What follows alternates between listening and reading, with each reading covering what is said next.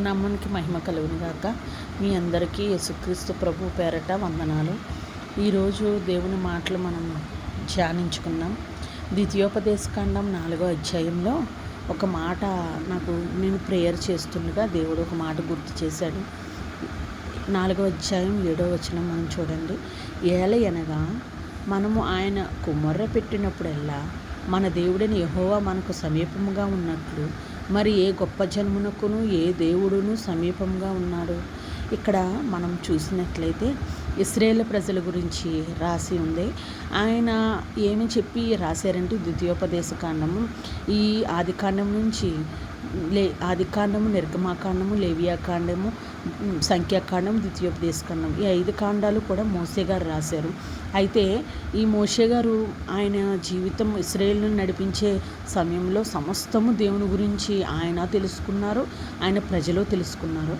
అప్పుడు ఈ మాటలైతే రాశారు. ఏమంటే ఏలయనగా మనం ఆయనకు మొర్రపెట్టినప్పుడల్లా, అంటే మనం ఏదైనా ఒక విషయం గురించి మనం మొర్రపెట్టినప్పుడు మన దేవుడని యెహోవా మనకు సమీపంగా ఉన్నట్లు, అంటే ప్రతి విషయంలోనూ మనకు సమీపంగా ఉండి మన ప్రక్కనే ఉండి మన ప్రార్థన విని మనకు సహాయం చేస్తున్నట్లు మరి ఏ గొప్ప జనం ఈ భూమి మీద ఎంతోమంది ఎన్నో కులాల వారు ఎన్నో మతాల వారు ఒక్కొక్కరు ఒక్కొక్క దేవుణ్ణి ఆరాధిస్తున్నారు, వాళ్ళకి నచ్చిన దేవుని పూజిస్తున్నారు. కానీ మన దేవుడుకి మొరపెట్టినప్పుడు మనకు సహాయం చేసే మన దేవుడు మనకు తోడుగా ఉన్నట్లు మరి ఏ జనముకి ఏ గొప్ప జనముకి కూడా ఏ దేవుడు సమీపంగా ఉన్నాడు అని చెప్తున్నారు.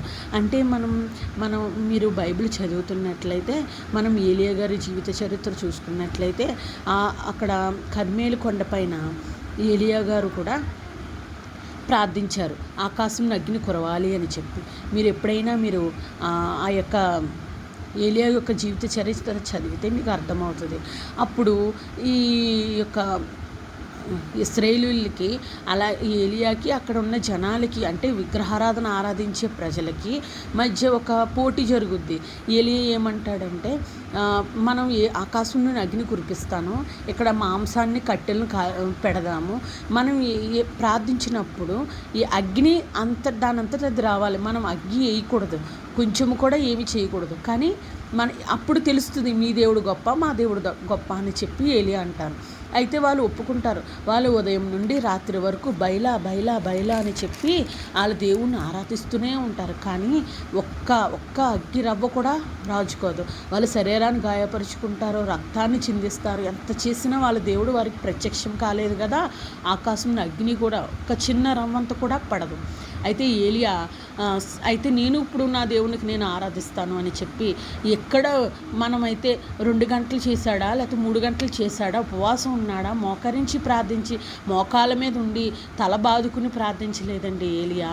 ఒక్కటే చిన్న ప్రార్థన, ప్రభువా నీవు తప్ప వేరొక దేవుడు లేడని వీళ్ళు తెలుసుకోవాలి, నీవే దేవుడు అని వీళ్ళు తెలుసుకోవాలి అని చిన్న ప్రార్థన ఇలా చేశాడండి. అంతే. దేవుడు పక్కనే ఉండి మొరవిన్నాడు, పక్కనే ఉండి మొరవిన్నట్టు, ఆయన పక్కనే ఉన్నట్టు వెంటనే ఆకాశం నుండి అగ్ని కురిసి మొత్తం అక్కడ కట్టెలు, మాంసము, ఆఖరికి రాళ్ళు కూడా బూడిదైపోయినాయండి. అంత అద్భుతం చేసిన దేవుడు మన దేవుడు. అంటే ఇక్కడ అందుకనే ఏలియా గారు ఎలా అయితే తన జీవితంలో చూశారో అలాగే ఈ మోషే గారు కూడా తమ జీవితంలో చూశారు కనుకనే. ఎందుకంటే ఇశ్రాయేలు ప్రజలు వారి మార్గంలో వాళ్ళు ఇలాగ మాకు ఆహారం కావాలి ప్రభు అనగానే దేవదూతల ఆహారమైన మన్నాను ఆయన కురిపించాడు కదా. ఇలా ప్రార్థించిన వెంటనే ఏంటి వాళ్ళకి మాంసం కావాలి మాకు అని చెప్పి దేవుడు అడిగినప్పుడు వాటంతట అవే వచ్చి వాళ్ళ పాలెంలో వాలేవి ఆ పూరేళ్ళు అవి తెచ్చుకుని మాంసం వండుకో తినేవారు. వాళ్ళకి దాహం వేస్తుంది ప్రభువా అనగానే బండని చీల్చి నీళ్ళను రప్పించేవాళ్ళు. అంటే ఎక్కడికక్కడ సమీపముగా ఉండి ఇలా మొర్రపెట్టినప్పుడు సమీపంగా ఉండి వాళ్ళకి సహాయం చేశాడు. అంటే అక్కడ ఏలియా కూడా అక్కడ ఉన్న వాళ్ళకి ఏ దేవుడు వాళ్ళ దేవుడు వాళ్ళకి సహాయం, మరి అంత గొప్ప జనమకైనా సరే ఏ దేవుడు సమీపంగా ఉన్నాడు? మన ఇశ్రాయేలు దేవుడైనా మన యేసుక్రీస్తు తప్ప ఆయనే మనకు సమీపంగా ఉండి మనకు సహాయం చేస్తారు. అదే మనకి 3వ అధ్యాయంలో కూడా ఇక్కడ మనం చూసినట్లయితే, యెహోవా ప్రభువా నీ మహిమను నీ బాహుబలమును నీ దాసునికి కనుపరిచి మొదలుపెట్టి ఉన్నావు. ఆకాశమందే గాని భూమి అందే గాని నీవు చేయు క్రియలను చేయగల దేవుడెవడు? నువ్వు చూపు పరాక్రమమును చూపగల దేవుడెవడు? చూసారా? అంటే ఆకాశమందే మనం చూసుకున్నా, భూమి మీదే మనం చూసుకున్నా, ఆయన చేసే క్రియలు చేసే దేవుడు లేడంట. ఎంత అద్భుతం! ఆయన పరాక్రమం చూపగలిగే దేవుడు కూడా లేడంట.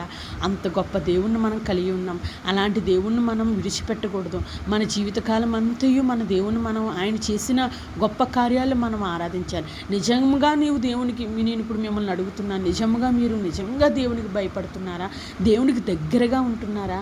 మనం దేవునికి దగ్గరగా ఉన్నప్పుడు మనం మొర్రపెట్టిన వెంటనే మనకు సమీపంగా ఉండి మనకు జవాబిచ్చే దేవుడుగా ఉన్నాడు మన దేవుడు.